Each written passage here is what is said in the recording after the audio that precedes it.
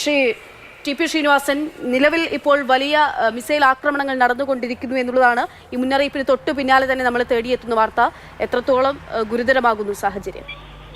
വളരെ ഗുരുതരമാണ്. ഇന്ന് രാവിലെ എന്നുള്ളതെന്ന് നമുക്കറിയാമല്ലോ. അതിന്റെ പ്രിപ്പറേഷൻ നടക്കുകയായിരുന്നു. അമേരിക്കയ്ക്ക് അറിയാമായിരുന്നു. അവർ വാൺ ചെയ്തല്ലോ അവരുടെ സിറ്റിസൻസിനെയും അതുപോലെ ഇസ്രായേലി സിറ്റിസൻസിനെയൊക്കെ വാൺ ചെയ്തു. അപ്പോൾ ഇറാന്റെ അറ്റാക്ക് വളരെ സിവിയർ ആയിരിക്കുമെന്ന് ഇന്ന് നല്ല സൂചനകൾ ഉണ്ടായിരുന്നു.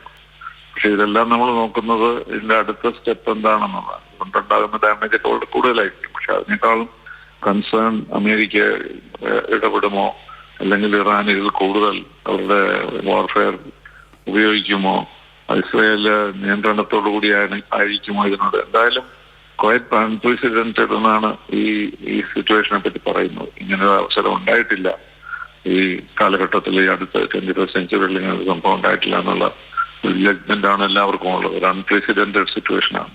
അതെങ്ങോട്ട് ഏത് ടെസ്റ്റ് ചെയ്യും, ഏതിലേക്ക് പോകും എന്നുള്ളതിനെ പറ്റി നമുക്കെല്ലാം സ്പെക്കുലേറ്റ് ചെയ്യാൻ മാത്രമേ കഴിയൂ. അവർക്ക് പോലും അറിയില്ലല്ലോ ഇപ്പൊ എന്താ ചെയ്യേണ്ടതെന്ന്. അപ്പൊ അതുകൊണ്ട് ഒരു കാൽക്കുലേറ്റഡ് ആയിട്ടായിരിക്കും യുദ്ധം പോവുക, അല്ലാതെ അതൊരു ഓൾ ഔട്ട് വാർ ആവുകയില്ലെന്ന് നമുക്ക് വിചാരിക്കാം. ഇസ്രായേലിന്റെ അടുത്ത് ന്യൂക്ലിയർ വെപ്പൺസ് ഉണ്ടെന്നാണ് വിശ്വാസം.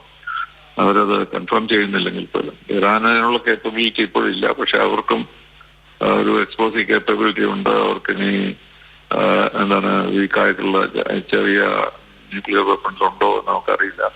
അപ്പൊ അങ്ങനെ ഒരു അൺസർട്ടൺ സിറ്റുവേഷൻ, ഒരു ഗ്ലോബൽ സിറ്റുവേഷൻ തന്നെ വഷളായിക്കൊണ്ടിരിക്കുകയാണല്ലോ കഴിഞ്ഞ ഒരു വർഷമായിട്ട്. അപ്പൊ അതിന്റെ തുടർച്ചയായിട്ടൊരു ഇതിലേക്കാണ്, കോൺഫ്ലിക്റ്റിലേക്കാണ് ഇത് പോകുന്നത്. ഒരു വൈലർ കോൺഫ്ലിക്റ്റ് ആകുകയില്ല. പക്ഷെ ഇനിയിപ്പോ CNN ഒക്കെ വിവരിക്കുന്നത് അൺപ്രസിഡന്റഡ് അറ്റാക്ക്, അൺപ്രസിഡന്റഡ് സിറ്റുവേഷൻ എന്നൊക്കെയാണ്.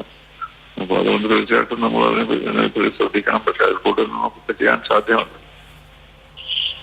അതായത് അമേരിക്ക ഇപ്പോൾ നമുക്ക് അന്താരാഷ്ട്ര മാധ്യമങ്ങൾ റിപ്പോർട്ട് ചെയ്യുന്നത് ബൈഡനും കമലാ ഹാരിസും നേരിട്ട് കാര്യങ്ങൾ വിലയിരുത്തുന്നു. US സൈന്യത്തോട് ഇസ്രായേലിന് ആവശ്യമായിട്ടുള്ള പ്രതിരോധ സംവിധാനങ്ങൾ നൽകാനും സഹായം നൽകാനുമായിട്ടുള്ള നിർദ്ദേശം നൽകിയിരിക്കുന്നു എന്നുള്ള ഒരു വിവരം വരുന്നുണ്ട്.